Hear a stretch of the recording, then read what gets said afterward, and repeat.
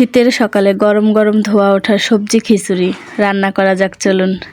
প্রথমে কড়াইতে দিয়ে দিলাম পরিমাণ মতো তেল। এখন দিয়ে দিলাম পেঁয়াজ মরিচ। এখন হালকাভাবে একটু ভেজে নিব। এখন দিয়ে দিলাম আদা রসুন বাটা।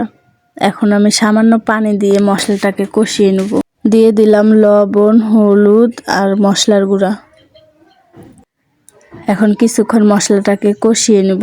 কষানো হয়ে গেলে সবজি দিয়ে দিব। দিয়ে দিলাম আগে থেকে ধুয়ে রাখা চাল ডাল। এখন আরও কিছুক্ষণ কষিয়ে নেব। হয়ে গেলে আমি দিয়ে দিব রাইস কুকারে। আগে থেকেই পানি গরম হতে বসিয়ে দিয়েছিলাম। পানিটা ভালোভাবে গরম হয়ে গেছে। এখন আমি সবজি খিচুড়িটা ঢেলে দেব। খিচুড়ি বেশি ঝরঝরা করব না দেখে পানির পরিমাণটা একটু বেশি দিয়েছি।